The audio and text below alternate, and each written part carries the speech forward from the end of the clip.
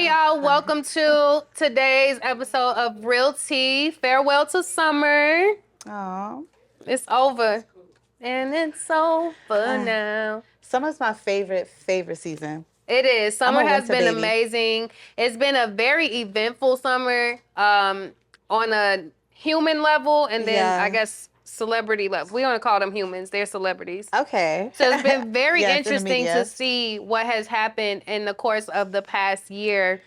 And today we're going to really talk about how that works in relation to us as like standard humans and not celebrity humans, but we can all relate to what they're going through and figure out ways to be solution based so that if we ever incur any of these types of issues, how would we like correct them? So our life lately conversation is going to be about P Diddy. Ooh, did he do it? Did he do it? Did he did? That's my opinion. But I do want to go into the connections to this man, right? So I'm a big Beyonce fan. I love Beyonce. Yeah.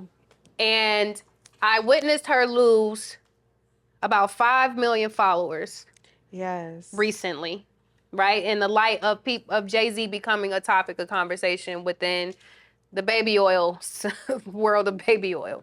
So I mean, hey, that was a lot of baby oil they found in that man's house. No, I'm an active baby oil user. I go through 3 a month. Okay.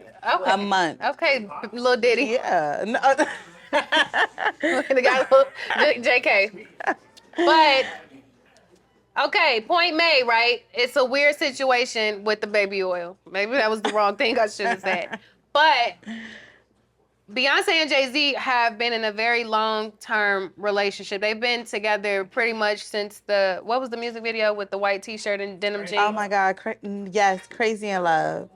My question in relation to this situation is, if you're in a relationship with somebody and you have to hold them down, what does that look like on a standard level? Because Beyonce is really holding her weight. She's not necessarily crumbling under the pressure, but what would you consider a proper way to handle a situation where your man might be going to jail for some rapey type stuff? You know, I do think when you are with someone, I know she sees what we see, or she probably sees even more. And I do think when you're in love, period, you do have to be a little bit naive because no one's perfect. So you have to kind of turn a blind eye to all their negatives.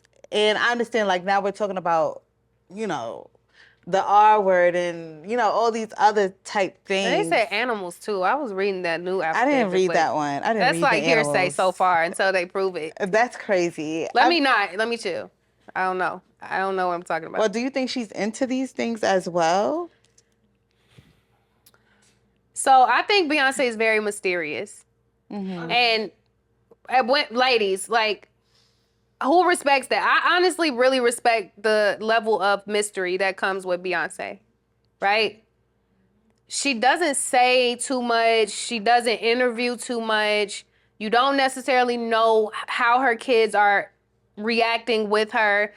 And then boom, Blue is on stage doing whole 10 steps on tour, right? So I just don't know how I would personally handle that type of pressure, because it's not, working in radio before I started doing all of this, I was just like nervous about people being in my business. Because, and I'm not nobody. I'm just some regular girl who had a really cool radio show. But people knew when I was breaking up, how, they knew where I lived. It was like so many intrusive pieces, right? So now when you have your life highlighted on a negative level like that, what would y'all think Beyonce's response should be? And how should Jay-Z's response be? Because they're honestly not saying too much of anything in relation to what's going on. Like, how would you? Well, I think right now it's all hearsay because he's not named, from what I've heard, as far as like what's in Diddy's that whole lawsuit and everything. They're not specifically named, like Jay-Z, Beyonce was there doing X, Y, and Z. So I don't like people in my business at all, and I'm not one to explain anything or to clear up anything. So I would have been on the same, like my name not in it, even if it was. I'm not saying anything. And she's also been in the industry since she was about 5 years old. Mm-hmm. And I remember growing up watching Beyonce. She used to do interviews, her little country accent. She used to be out there hunting Destiny Childs. Even during her B-Day album, she was out there, doing all these things on the Tyra Banks show. And I think just being in an industry for so long, it gets draining. And it's like, I got my fan base, I got my money. I don't have to appease to anybody But let's right not talk about now. it on the industry level, right? Like, let's still take it back to us. Mm-hmm. Because we love, who's in a relationship? Oh, damn. Nope. I don't hear nothing. Right. All right. Cricket. Nobody in a relationship. Okay. Who has been in a relationship that meant a lot to them? Okay. Right? Let's say there was some adverse energy to your partner. What is the proper way to problem solve that? Because one part of it is you being selfish. Like, I'm gone. Like, that's your name, you deal with it. How ride or die is somebody? I don't personally believe that I have the power to be that ride or die. I don't think I have a negative bone in my body to be able to hurt somebody or sit next to somebody who's actively hurting people. But then it's like, what type of control are we allowing our partners to have over our lives in that as well? What I want to make sure we're getting to, though, and we can kind of like jump to our next level of the conversation, but what I really just want to get to is what level of adversity are you able to deal with if your partner has something negative? That's a huge allegation. It is. Like, we're talking about rape, murder. We have one more statement on it, and then I kind of want to like sum up what I think is proper, I guess. I don't even know if that's the right term to say, because it's not about things being proper. It's just about a balance of how you see your relationship. And sometimes we allow our relationships to take over our morale and take over what we should be doing ethically. And, for a very long time, I've kind of felt this way about a lot of celebrities in the industry, just kind of doing whatever for that piece of limelight. But for us on a regular level, it's like, will we tolerate that same thing in our relationships? Will we join people in? would less tolerate a lot more. Psych. Not everyone, but a lot of people with a lot less than them tolerate a whole lot more. I'm out. And yeah, it definitely does get very crazy. But I also do think they have children. So I don't think even if he is doing grimy things behind the scenes, she would never publicly just bash him. It would make her look bad as well as her children, I feel. Well, I was just going to say relationships are already hard. Mm-hmm. But relationships are already hard. But when you're combining relationships and business, I feel like that kind of puts the extra tie there for you to kind of stay, especially when you're in business so deep with somebody for so many years. Yeah. Because that's kind of a piece of yourself as well. Now I had a moment. I got to interview Matthew Knowles before. Oh, okay. Right? And I kind of felt that energy of, like y'all saying, a certain level of industry planting or like control that comes with someone tailoring your life for you. Because I didn't want to talk about Beyonce, right? And he said, so you're not going to ask me about Beyonce? So in that moment, it kind of really shows you that people lose themselves within the business and forget that people are human. I was talking to you, sir, about your book. I didn't want to bring up anything, but the mind is so heavy on status that it ends up stirring the pot in ways that it does need to be stirred. And all of this stuff going on with these babies and young girls getting hurt and raped, even like the men and freak offs. And shout out to Chicago men because he snitched. We not scared of nobody. You can't have no man working for you for all this time and think we not gonna come out and say something because we not scared. Like we from the trenches. What comes out is gonna come out, and if you come get me, period. I was supposed to go. But I'm grateful that it did happen because it has allowed people to be exposed to things that may have needed to be exposed a long time ago. But when it comes to your relationships, personally, I just feel like I don't think I could handle that much adversity just out of morale. I don't believe that people should allow themselves, because of money or status or whatever, be a part of something that can be the demise of you. You know, like you have literal children. But at the end of the day, I just pray to the dear Lord that Beyonce don't have nothing to do with it, because I need Beyonce to be my girl for the rest of the world life. I definitely want to jump into our Work Be Like segment, and our Work Be Like is where we introduce our collaboration partner, Jonathan. I know that guy. Come on, man, give it up. Get some noise, y'all. What the fuck?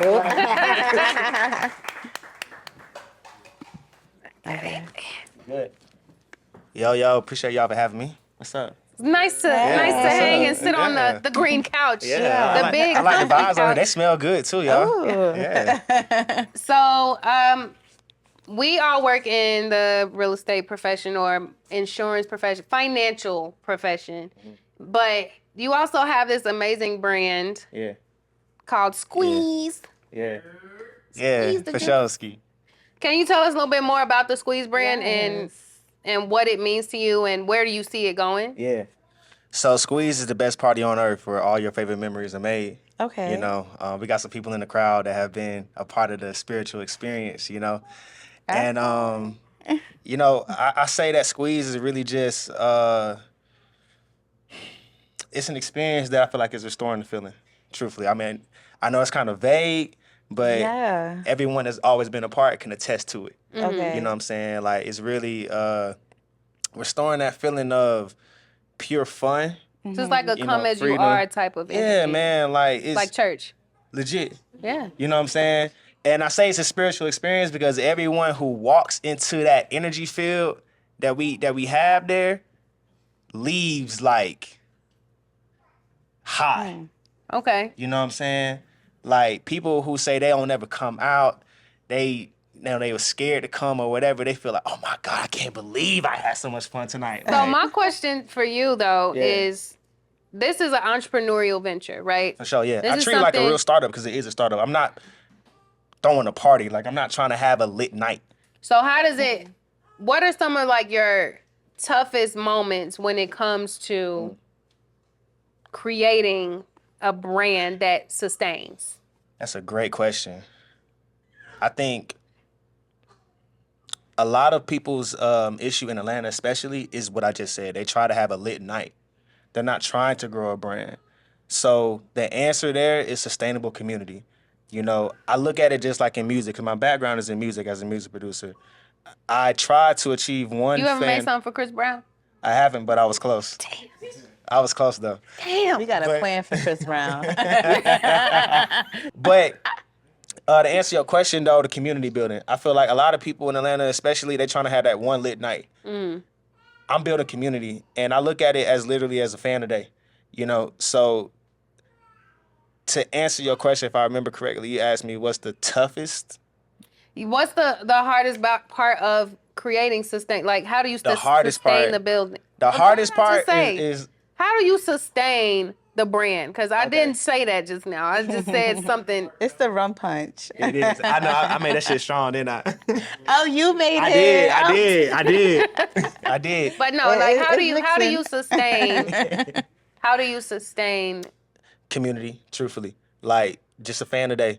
You know what I'm saying? Like, a lot of these people in the crowd who've been to Squeeze before, like, you know, I treat them like I treat my best friends. I say what's up. I say thank you for coming. You know what I'm saying? Even though I've never met them before, I always try to introduce myself to people.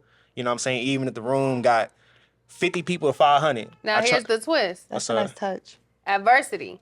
Let's say A lot of it. you was dealing with what Beyonce and Jay-Z dealing with right now, and your events just started.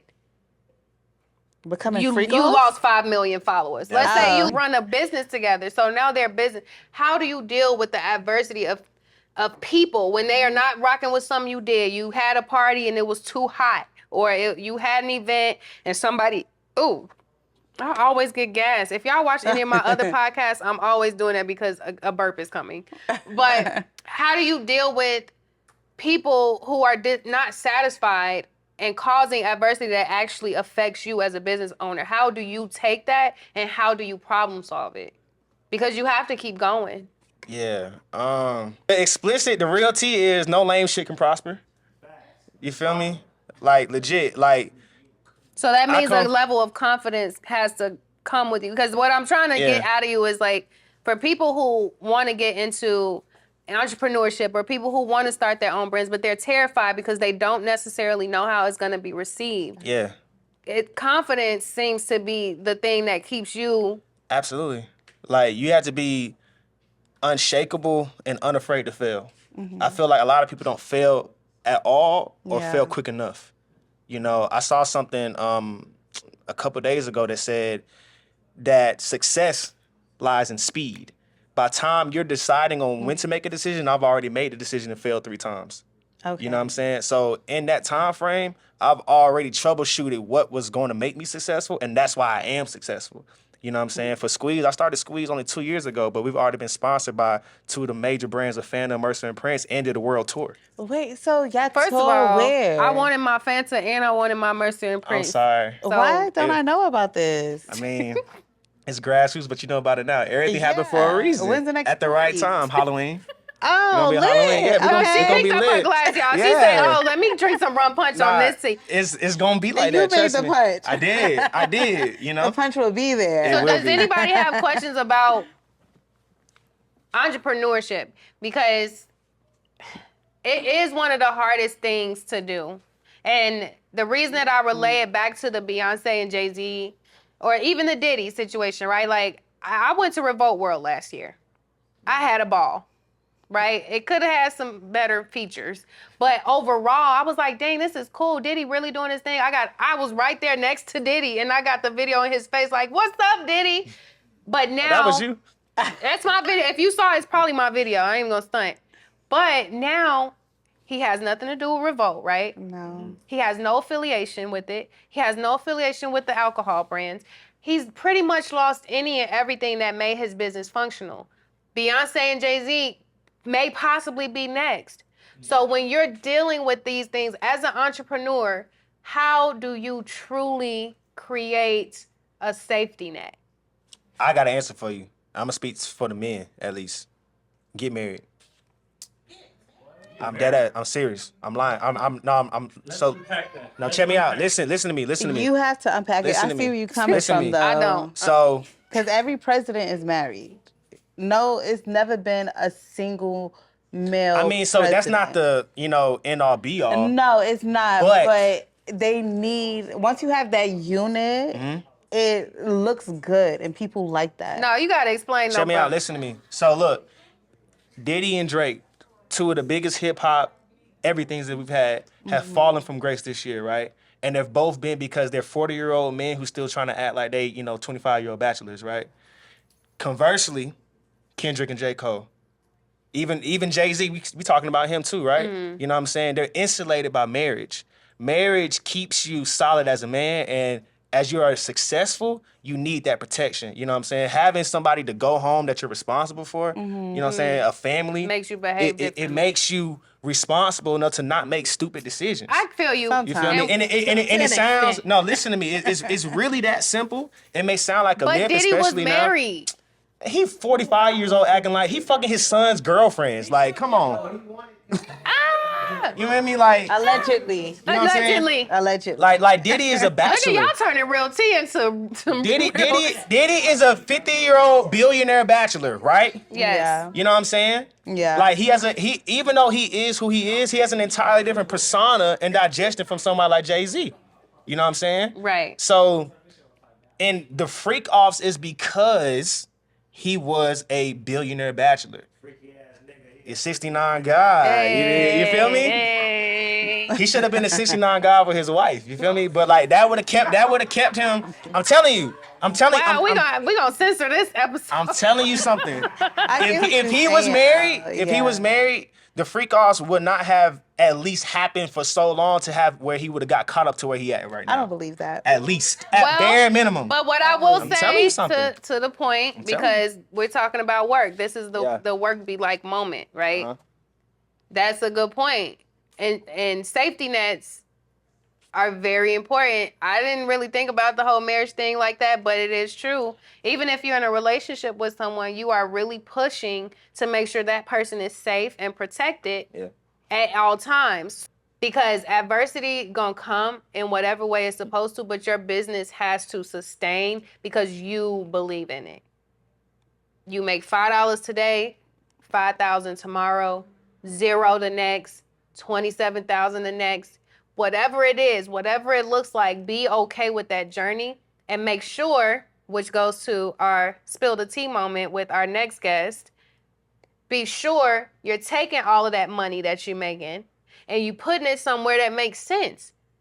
We spend money, y'all. I spent $115 to get a basic ass nail and basic ass toe for 2 weeks.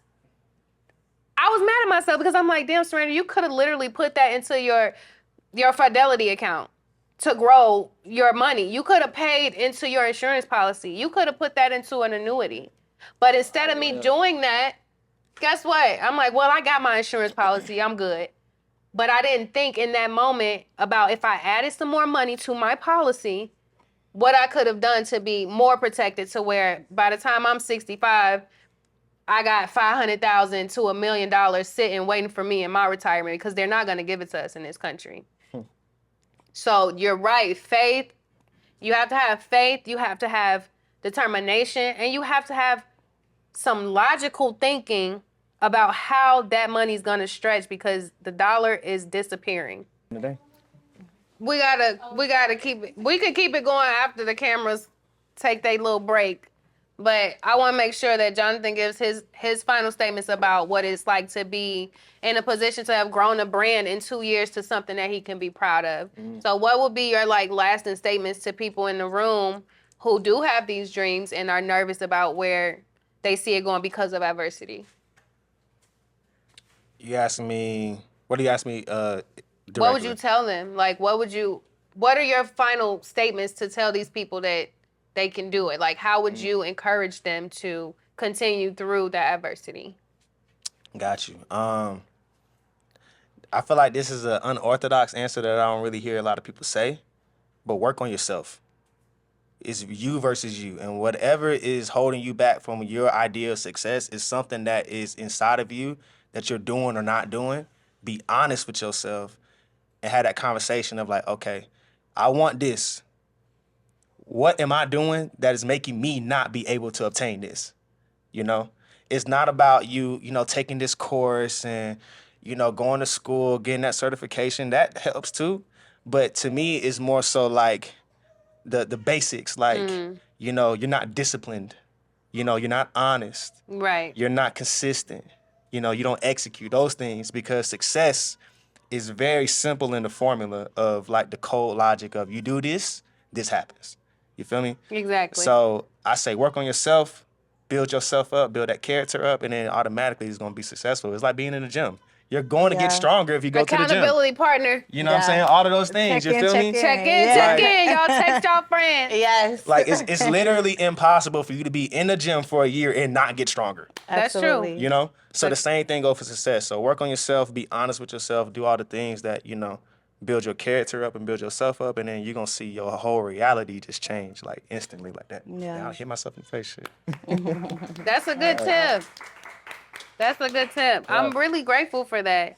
No, thank you for having me too, both of you. No, thank you Absolutely, for sure, even sure. being and a thank part y'all for of being this. cool too, man. Sitting through and engaging and stuff. This is love. Legit. That's good business. Yeah. And next time. that's love. And that kind of goes back again to a fan today. You know what I'm saying? A fan a day keeps the pain away. Man, keep you sustainable. Going back to your question, like, Yes. he's a testament of me being true to my word. You know what I'm saying? I'm not up here just talking shit just because like I can. Like, I really met him. That was the first party in March 23rd. And it was such a memorable, favorite experience. Again, like, he's all over the page, but like, I treated him just like any other person who I knew forever. I said, yo, what's up, man? Thank you for And coming. that's how it's supposed to be. And now look, like, he pulled up months later to Yes. support my joint and your joint now. And then, you feel me? Literally. Oh, wow. You know what I'm saying? And that's Oh, how that's it's supposed dope. to be. Yeah. You have to really, Yeah. you got to be real with your, if you don't feel comfortable talking to me when we walk into a space, if I come off cold, then you should probably leave, right? Don't make yourself uncomfortable if the person who introduced you into a space, your business, your product, if they not giving you the energy that you need for it, right? So Hey, bro, thank appreciate you for that love, bro. Thank Like, you I love so the words, much. man. Thank you, and man. I want to go ahead and introduce let's give it up for Jonathan. Thank you. I want to introduce our guest to kind of go into what I was saying about being entrepreneurs. There are ways that we have to protect our assets that other people are not really giving us the education on. So I wanted somebody who looked like us to be able to come in and speak to us in normal people terms on how to protect our money and how to build it. Whether you work a 9 to 5, whether you work as a business owner, entrepreneur, I want Mr. Victor Mays to come up at the Wealth Academy. Him and his wife started this business together, and they are literally helping people. They have 2 kids themselves, let's say that. Right, yeah. And they're here and they're helping people create a path of success. So I would like for you to just give us a really quick and basic rundown on what it means to invest in yourself, either selling insurance or getting an insurance policy for $100 a month that'll give you $1 million worth of coverage. Yeah. Because that's what I got. I pay $120 a month and I have $1 million worth of coverage. And if something happened to me right now, y'all too loud.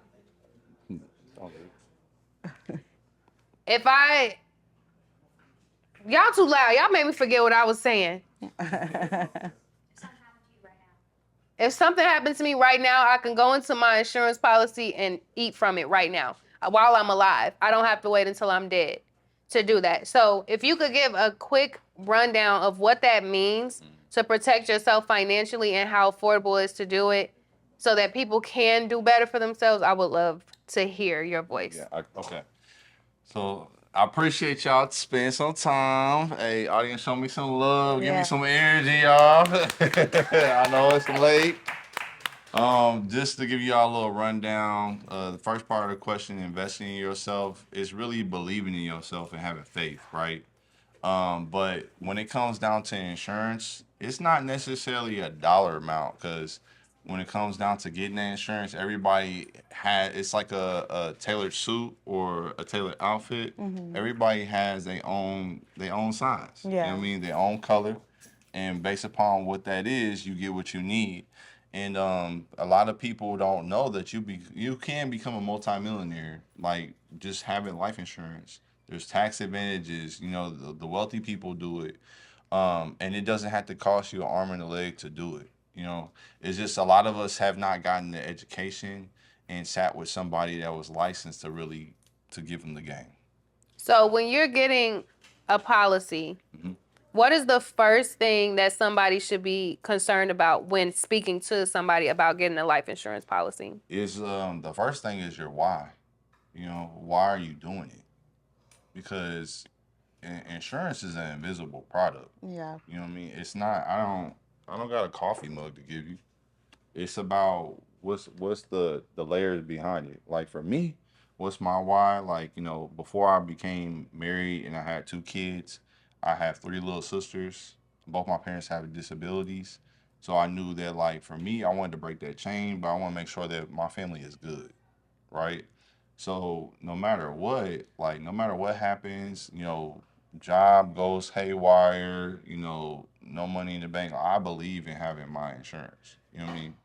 And then the bigger part of that, I know I want to be an example to my community because, like, at least in the black community, black brown community, there's a lot of things that we're fighting against, and wealth is a big one. So if I'm a be the trendsetter and I'm gonna make a difference and create wealth, then I'm going to do that, right?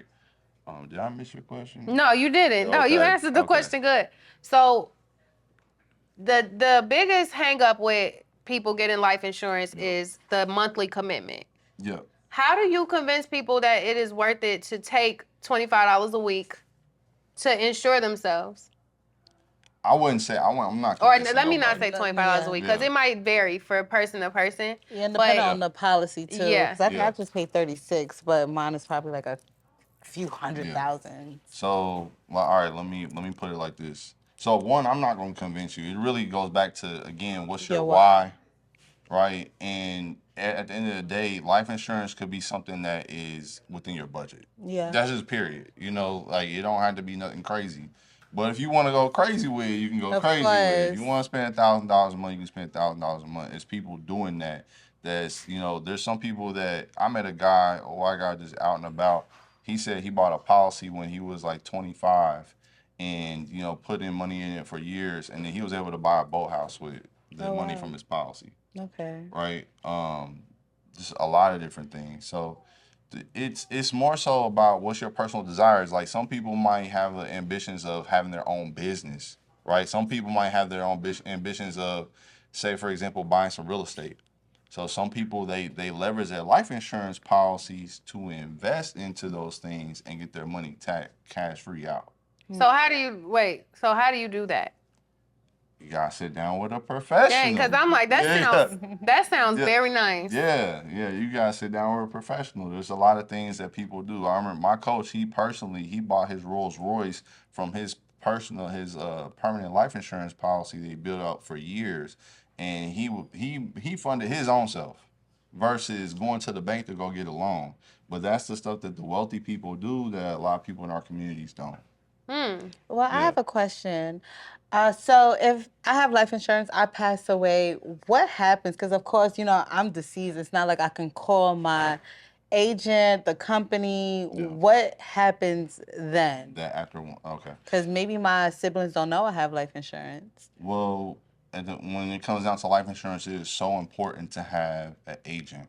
Okay. Somebody that's representing you because, you know, like as anybody in our business, when we become your agent, we're like your family. Okay. Because, you know, I may not tell how much you got, but I'm talking to your family and building a relationship. So whenever life happens, you know, I'm there. You know what I mean? They know to call Yeah, you. they know to call. That's nice. So it should be that relationship that's Okay. built. But at the same time, whenever that person passes away, the money would go to the beneficiaries. And sometimes people don't necessarily know, but they're entitled to that. All that money gets paid over tax free too. Oh, wow. Okay. I So always with heard the Amelia- life insurance policy, though, I have so many questions, So- but yeah. So it's you're probably- basically saying a life insurance policy, you can fund, because I know I can use it for myself. Like if I got hurt or critically injured, I could get paid from my policy for so much time. But you're telling me that I could protect a business Yeah. with a life insurance policy? Yeah, you can protect the business, you can protect your personal self, you can protect your trust. The richest family in America, you know, they still leverage life insurance policies and, you know, been building generation after generation. But before we even get there, many people think life insurance is about passing away. You know, you can benefit from life insurance while you're alive. So you can use life insurance to protect your income, protect your Okay. health. A lot of people don't know that the number one reason why people go into bankruptcy or lose their homes is because the loss of health. Mm-hmm. You know, so they could have a stroke, car accident, whatever. And some of y'all might know people in the room that's been through that, and you know they lose everything. But life insurance, you can get a large sum of money while you're alive. You know, doing that. So Does that change the monthly payment? no, you gotta sit Look with your at boy. Benet. You gotta sit with your boy. Benet over I here do like, because I don't love Sip Yeah, my you gotta sit with it. So I don't love my agent right now. I don't have that relationship with her. Yeah. And I don't know any of these things. So every time I meet someone else, I'm asking them so many questions because my agent just is not giving me that service. everybody's not taught how to be a professional agent. Like I'm sure you're a mortgage lender, right? Yeah. So I mean, it my take- clients be like this. Yeah, and it takes time to get good. It does. You know, so Okay. everybody is not a true professional in their field. You know, they're not, you know, they got that kind of game. But Yeah. So I definitely want to I want to extend this into a different conversation, a different recording to where it's like strictly top to bottom insurance chat. But if people are interested in learning how they can also get $1 million policy for $100 and some a month, you know, how can they connect with you to be able to do that? well, y'all can connect with me directly. My phone number is 312-772-9978. You can follow me on Instagram. My name is Victor Mays _ so Mays MAYS. So I'm open like 7-Eleven, here to educate, you know. So educate and serve, because it's not about me, it's about, you know, our communities, our families, and the people that are around us. So Okay. Well, I'm very grateful that you spilled some tea with Yeah. us today talking about the insurance industry. I definitely want to extend this and be able to give people tons of insight within a moment's time. Okay. So thank you, Victor, for being a guest on RealTea. hey. And as Yes. always, coffee is for closers. Sip your RealTea, own it, and make sure you support Hyper Clubhouse, Oh, this is my Haha camera. Hip Tea, and get you a Founders Club card because this got all the memberships you need in the world for discounts. I got so many discounts around the world. Go and get you a Founders Club membership. Love it.